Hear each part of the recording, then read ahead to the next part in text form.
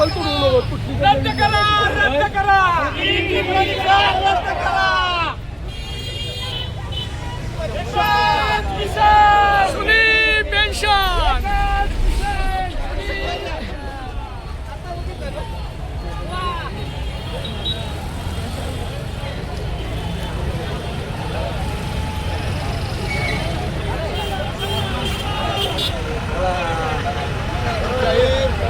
चला चला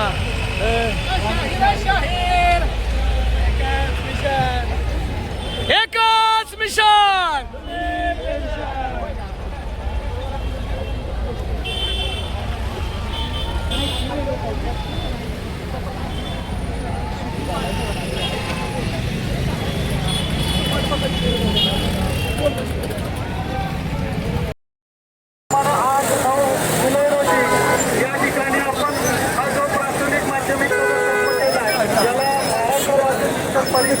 आणि समर्थ शिक्षक परिषदेने पाठिंबा दिलेला आहे.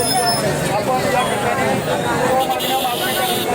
जळगाव वृत्तीने आला त्याबद्दल आपले आभार. नमस्कार. आज नवदिनाला पण आज मोर्चाचं आयोजन केलेलं आहे. एवढंच आपल्याला सांगेल आणि याचबरोबर गेली अनेक वर्ष आपण ज्या प्रश्नासाठी भांडतोय की 2005 नंतर सेवेत आलेल्या आमच्या सगळ्या बांधवांना तुम्ही पेन्शन योजना लागू झाली पाहिजे.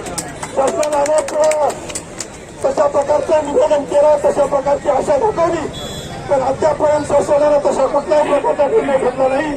तेव्हा समकक्ष पेन्शन योजना जाहीर करण्याचा प्रयत्न केला, पण ही योजना आम्हाला मुळामध्ये मान्य नाही आणि म्हणून कसल्याही परिस्थितीमध्ये जुनी पेन्शन आमच्या सर्व बांधवांना मिळाली पाहिजे अशा प्रकारची आपली सगळ्यांची भूमिका आहे. असे अनेक प्रश्न आहेत आणि हे प्रश्न घेऊन आपण सर्वजण या ठिकाणी या मोर्चाच्या उत्तर आलोय. मी जिल्हाधिकारी महोदयांना विनंती करेन आणि आपल्यासाठी आनंदाची गोष्ट म्हणजे आपल्या सर्वांचं निवेदन करण्यासाठी या ठिकाणी या जिल्ह्याचे अपर जिल्हाधिकारी सन्माननीय राज्याची प्रतिनिधींनी आपल्या पाठीशी खंबीरपणे उभं राहावं.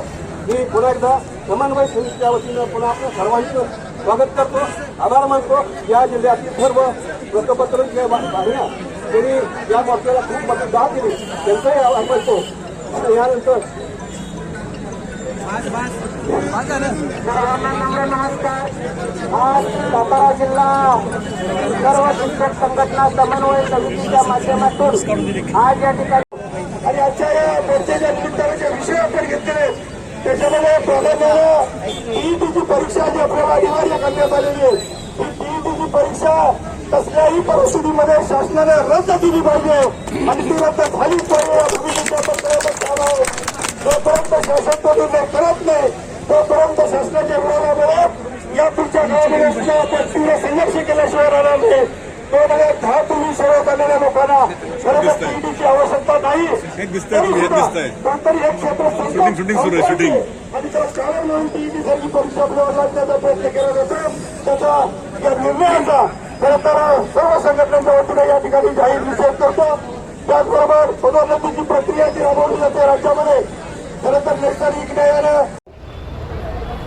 शासनानं महाराष्ट्रातलं प्राथमिक शिक्षण उद्ध्वस्त करण्याचा जो विडा उचललेला आहे आणि हे उद्ध्वस्त करत असताना आपल्यावर जाचक अटी जाचक कायदे आपल्यासाठी निर्माण करण्याचा प्रयत्न केला जातोय.